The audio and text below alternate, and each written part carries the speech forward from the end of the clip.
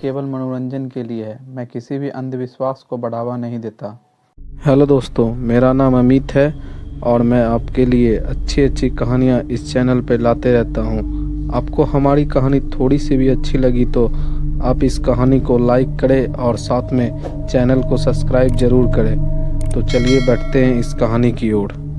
दोस्तों, यह कहानी सुजानपुर की पहाड़ों के बीच बसे एक खूबसूरत गांव की है। लेकिन कहते हैं इस गांव तक आने वाला रास्ता जंगल के भूतियों रास्ते से आता है।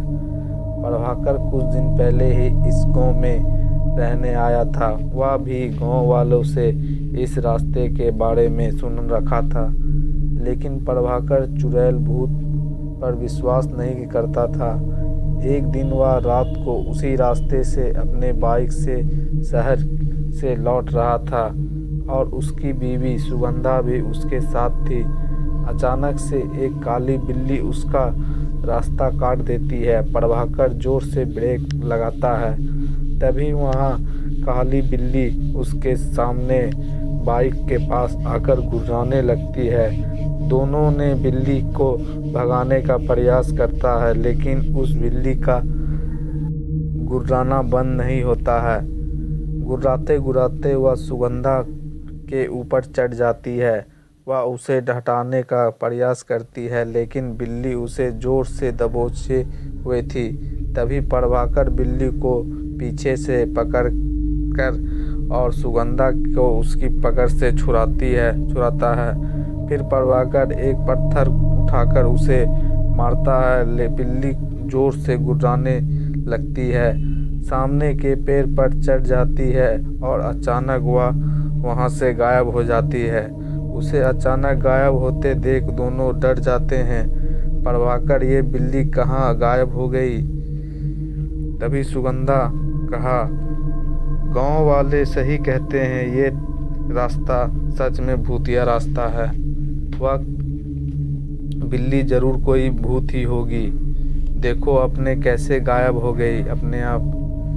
प्रभाकर बोला, तुम भी ना, जंगल का रास्ता है, यहाँ जंगली बिल्ली और जानवरों से भरा होता है। सुगंधा होते होंगे, लेकिन वो किसी पर इस तरह हमला नहीं करती है।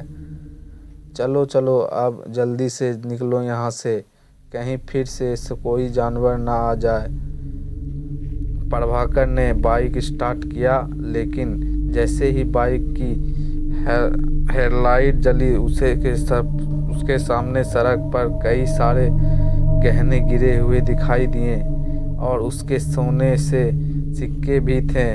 वहाँ कुछ सोने के सिक्के वह कुछ सोच पाता तभी वहाँ से किसी औरत के रोने की आवाज़ आने लगी। इतने में सुगंधा बोली, अब किसका इंतज़ार कर रहे हो?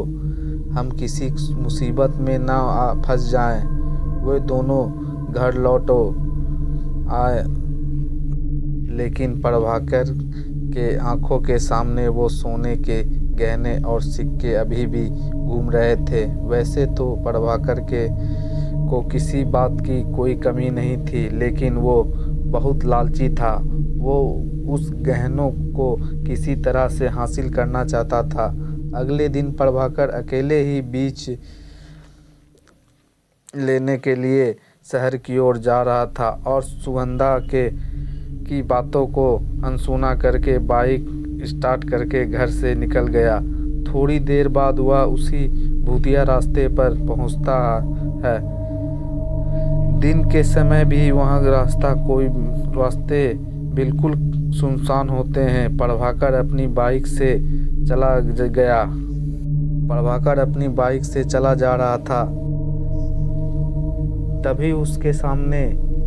तभी उसके रास्ते के किनारे पर एक सुंदर सी दुल्हन दिखाई दी जो रो रही थी।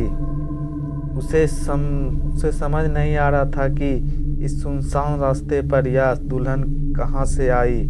वह उससे कुछ पूछता, तभी वह उसके पास आ गई और रोते हुए बोली, भाई साहब देखो न, मैं रास्ता भूल गई हूँ, मुझे शहर जाना है, क्या आप मुझे शहर छोड़ देंगे? लेकिन तुम यहाँ कैसे आई? लोग कहते हैं कि ये भूतिया रास्ता है। दुल्हन ने कहा, क्या बोलूं भाई साहब, मैं अपने पति से के साथ कार से इस रास्ते से गुजर रही थी, तभी अचानक एक काली बिल्ली ने हमारा रास्ता काट दिया और हम लोग रुक गए। मेरे पति ने कार रोकी, तभी उन्हें झाड़ियों के पीछे से किसी औरत ने रोकी। रोने की आवाज़ आई। मैं दौड़कर वहीं गई तो देखा कि वो वहाँ मरे पड़े हैं। प्रभाकर ने कहा, तुम्हारा पति मर गया है? वो मर गया है तो आप प्लीज़ मेरी मदद करिए और मुझे शहर तक छोड़ दीजिए। बदले में मैं आपको सारे सोने के गहने दे दूंगी और मेरे पास कुछ सोने के सिक्के भी हैं। सोने की बात सुनकर प्रभाकर की कान खड़े हो गए। वो तो इसी की तलाश में आया था।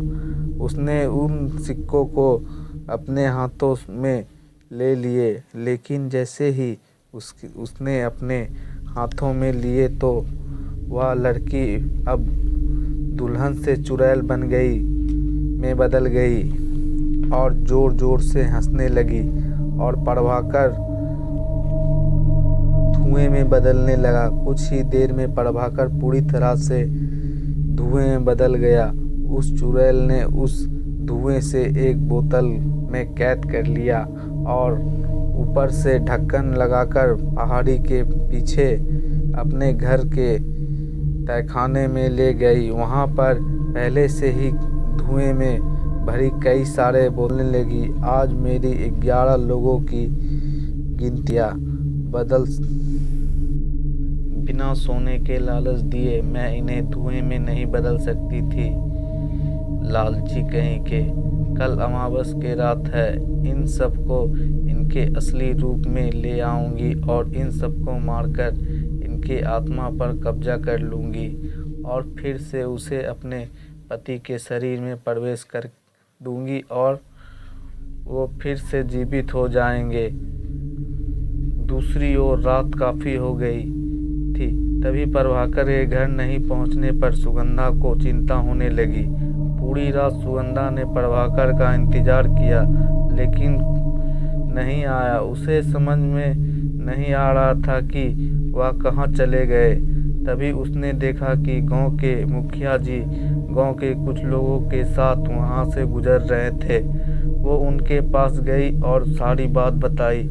मुखिया ने उनसे पूछा, बेटी सच बताना, तुम लोग हाल ही में भूतिए रास्ते पर गए थे क्या? सुगंधा बोली, जी गए तो थे, लेकिन उसमें मेरे पति के ना लौटने के क्या संबंध हो सकते हैं? मुखिया ने गुस्से से कहा, कितनी बार कहा है उस रास्ते का इस्तेमाल मत करो, लेकिन पता नहीं लोगों को मेरी बात समझ में क्यों नहीं आती है। सुगंधा पूछी, आखिर आप सभी लोग वहां से जाने से क्यों मना करते हैं? क्या राज है उस रास्ते का? मुखिया ने उस रास्ते के बारे में बताते हुए, बेटी कुछ साल पहले की बात है। एक नया शादीशुदा जोड़ा इसी रास्ते से गुजर रहा था। तभी गांव के ही कुछ बदमाश लोगों की नज़र उस पर लगी। उस दुल्हन के गहने देखकर उसके मन में लालच आ गया। उन्होंने उन गहनों के लालच में दोनों को मार दिया और मरते ही वह लड़की चुड़ैल बन गई। उस दिन से जो भी उस दर्ज गया है वापस नहीं लौटा है। सुगंधा ने बोला, मैं वहां आज जाऊंगी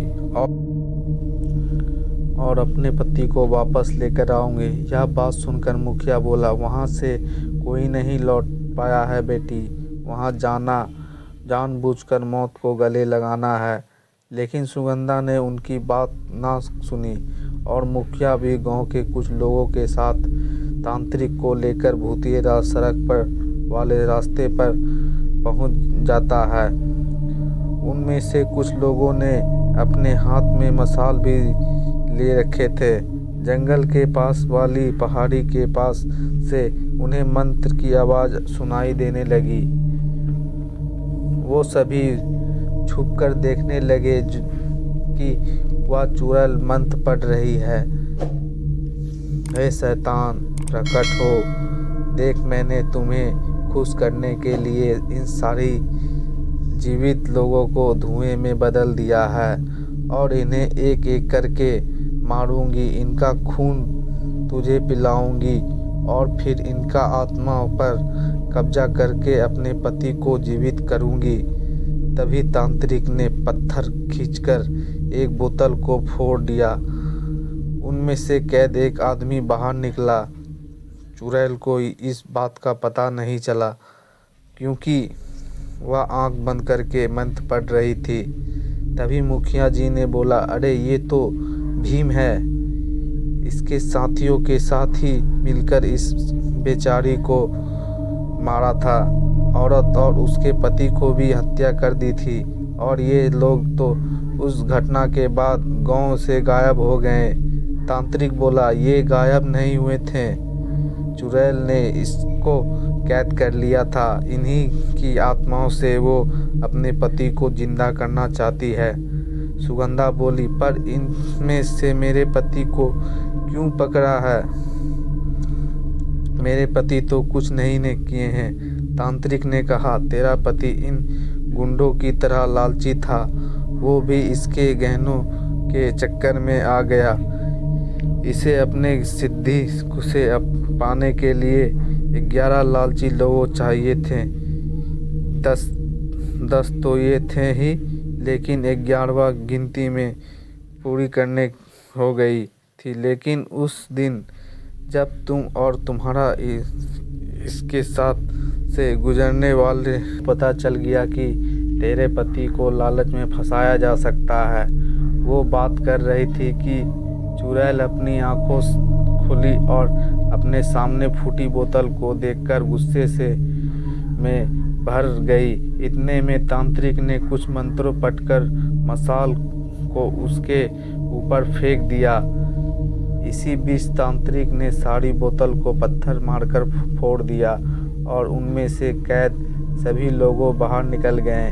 प्रभाकर भी उनमें से एक था। उसे देखकर सुगंधा रोने लगी। चुड़ैल गुस्से से तांत्रिक को बोली, ये तूने ठीक नहीं किया है तांत्रिक, इन लोगों ने मुझे और मेरे पति को मारा था। इसने एक दुष्टों को आज़ाद कर दिया। इनकी गलती की सज़ा इन्हें ज़रूर मिलेगी, मैं इन बात का वादा। लेकिन तू जो कर रही है वह ठीक नहीं है। ये करके तू ईश्वर को चुनौती दे रही है। एक जो मर गया उसे जीवित नहीं किया जाता। चुड़ैल जलकर राख हो गई। उसके बाद गांव वाले ने उन बदमाशों को पुलिस के हवाले कर दिया। प्रभाकर के साथ साथ पूरे गांव वाले ने लालच करना बंद कर दिया। लालच ना करने की कसम खाई। उस दिन के बाद से वो रास्ता भूतिया नहीं रहा। चुड़ैल की आत्मा को मुक्ति मिल गया। दोस्तों, आपको यह कहानी कैसी लगी आप कमेंट में ज़रूर बताएं। जय हिंद।